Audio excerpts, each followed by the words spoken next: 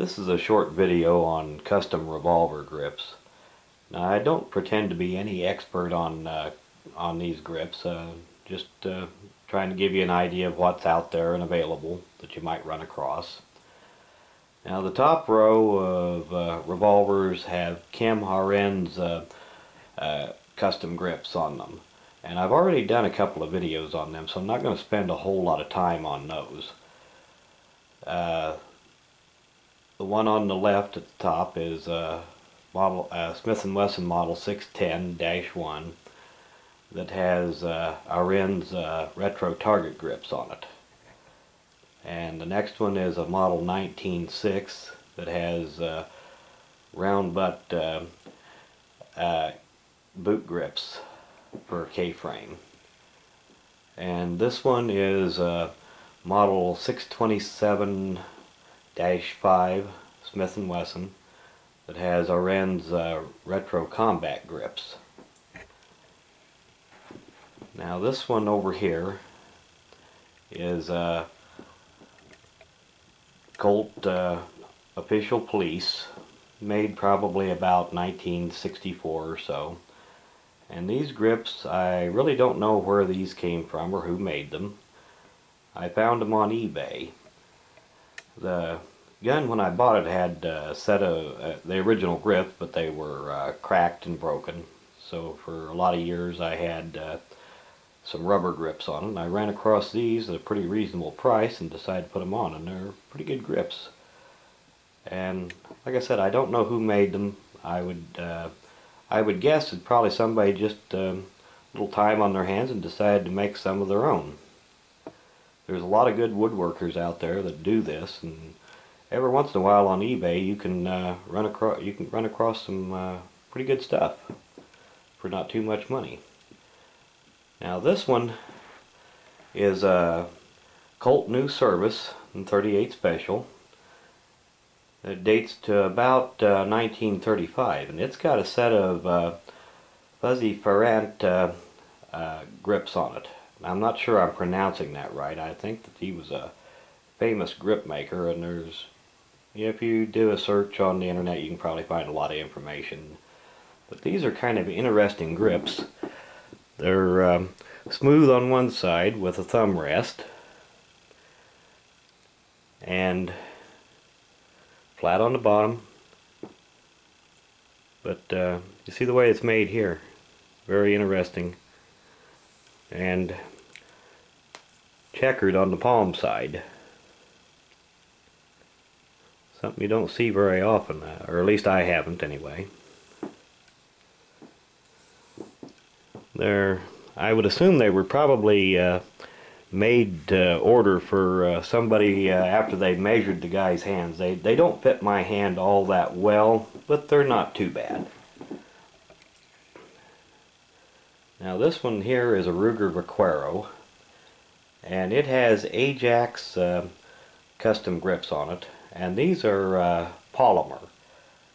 Now they're I suppose well, I think they called them Pearlite. They're fake pearl plastic.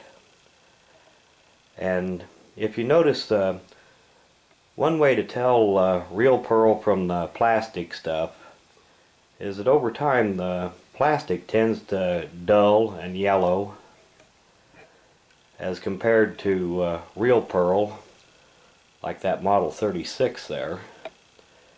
I believe those are real pearl grips.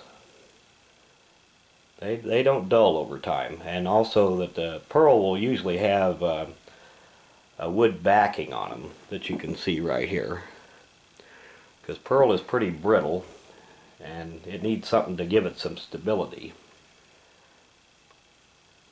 Now this one here is a Smith & Wesson model 14.4, and it also has real pearl grips.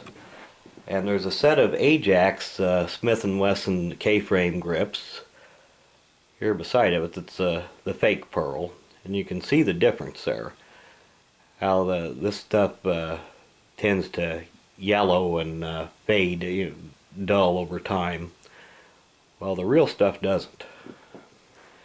And that's also kind of an interesting gun in itself. The the model 14-4 was never made, to the best of my knowledge, in a nickel finish. And if you look closely at some of the markings on the gun, you can see that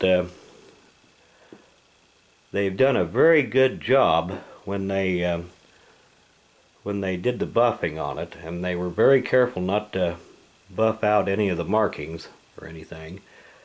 But if you look close, you can see that they are rounded just a little bit. So whoever did it did a real good job. And another dead giveaway on it being refinished is that they were never made with gold-plated hammers and triggers like this one is.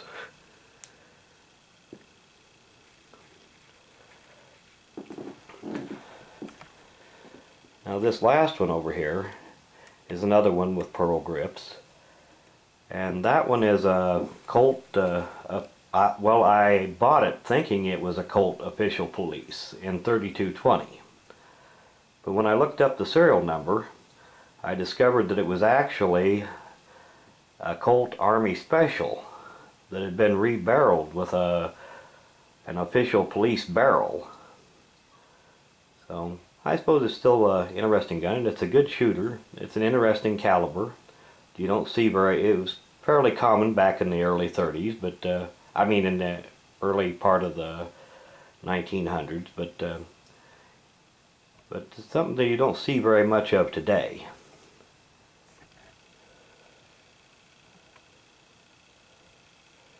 And that just kind of gives you an idea of some of the stuff that's out there that you might run across.